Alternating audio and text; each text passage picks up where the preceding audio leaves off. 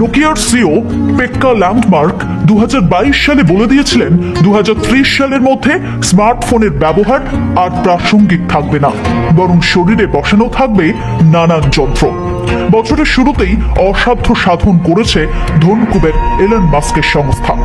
পরীক্ষামূলকভাবে মানব মস্তিষ্কে বসানো হয়েছে একটি ব্রেইন ইন্টারফেস অর্থাৎ চিপ, যা মানব মস্তিষ্কের সঙ্গে কম্পিউটারের সরাসরি যোগাযোগ গড়ে তুলতে পারে।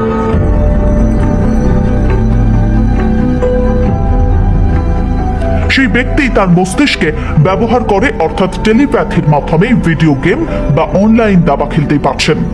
সব মিলিয়ে প্রযুক্তির দুনিয়ায় বিপ্লব এসে গিয়েছে, যা নিত্য নতুন উদ্ভাবনে আগের সবকিছুকেই রীতিমতো টেক্কা দিচ্ছে। ফলে এই স্মার্টফোনের অবলুপ্তি সংক্রান্ত এমন ভবিষ্যৎবাণীকে উড়িয়ে তো দেওয়া যাচ্ছে না।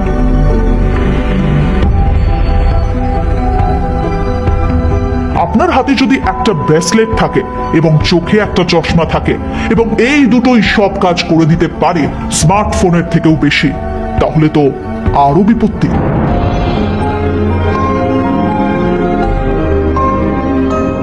সব সময়ই আপনাকে তাদের সঙ্গী করে ঘুরতে হবে, কিন্তু বিজ্ঞানীরা যে দাবি করছেন যে মোবাইল ফোন আর হাতে থাকবে না, মোবাইল ফোন খেলনায় পরিণত হয়ে যাবে 2030 সালের মধ্যেই। আর চশমার ব্রেসলেট যা আপনাকে পরে ঘুরতে হবে, সেই আসলে আপনার সব যাবতীয় সোশ্যাল মিডিয়ার কাজ করবে। ব্যুরো রিপোর্ট, প্রথম কলকাতা।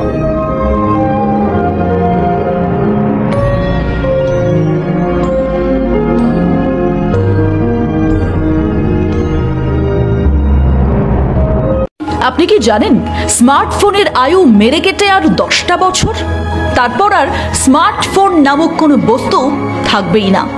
না, এই দাবি তো আমরা করছি না, করেছেন মেটার এক শীর্ষ এআই বিজ্ঞানী। আর মেরে কেটে 10টা বছর, তারপর হাত থেকে উধাও হয়ে যাবে আপনার প্রিয়, আমার প্রিয়, সকলের প্রিয় স্মার্টফোনটি।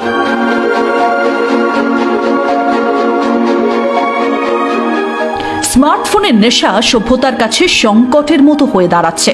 সেই স্মার্টফোনটা না থাকলে আসলে কি ভালো হবে, ভালো না মন্দ, তা তো সময় বলবে।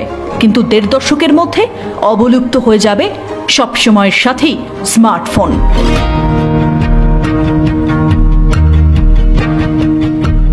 আসবে এক ধরনের বিশেষ চশমা বা ব্রেসলেট, যে সব কাজ করে দেবে। কল্পনা এবং বাস্তবের জগতে চলাফেরা করতে কোনো সমস্যা হবে না, ফলে স্মার্টফোনের প্রয়োজন শেষ হবে।